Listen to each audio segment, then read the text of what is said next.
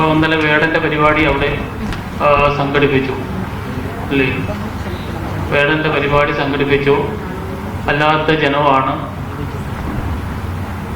ഈ വേടൻ എന്താണ് പറയുന്ന ആരെങ്കിലും ശ്രദ്ധിച്ചോ? വേടനെ കാണാനാണോ പോകുന്നില്ലാരും അല്ലെ? വേടന്റെ രൂപം ഭാവം നമുക്ക് എല്ലാവർക്കും അറിയല്ലേ? വേടനെ കാണാനാണോ പോകുന്നത്? വേടന്റെ പാട്ട് കേൾക്കാനാണ് അല്ലെ? അങ്ങനെയല്ല പോകുന്നത് നമ്മള്. അദ്ദേഹത്തിന്റെ പാട്ട് വളരെ ശ്രദ്ധിക്കേണ്ട ഒരു കാര്യം ഞാൻ പറയുക. തദ്ദേശീയ ജനവിഭാഗം അതാണ്. തദ്ദേശീയ ജനവിഭാഗം വേടൻ പറയുന്ന ആ റാപ്പ് പാട്ട്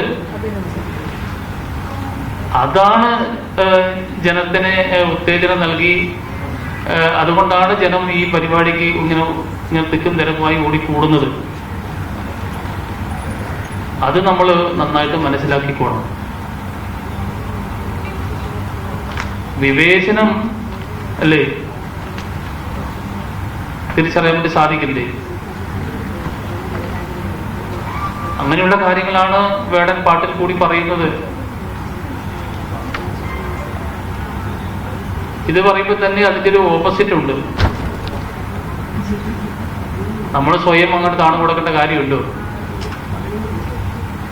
അങ്ങനെയാണോ നമ്മൾ ഈ ആദിവാസികളല്ല എന്ന് പറയും സ്വയം അങ്ങ് താണു കൊടുക്കേണ്ട വല്ല കാര്യമുണ്ടോ? അങ്ങനെ കൊടുക്കേണ്ട കാര്യവുമില്ല. എല്ലാവർക്കും കിട്ടുന്ന അവകാശങ്ങളും നീതിയും എല്ലാം നമുക്കും കിട്ടണം. അങ്ങനെയുള്ള കാര്യങ്ങളാണ് വേടൻ അവിടെ പാട്ടിലൂടെ പൊതുസമൂഹത്തോട് പറയുന്നത്.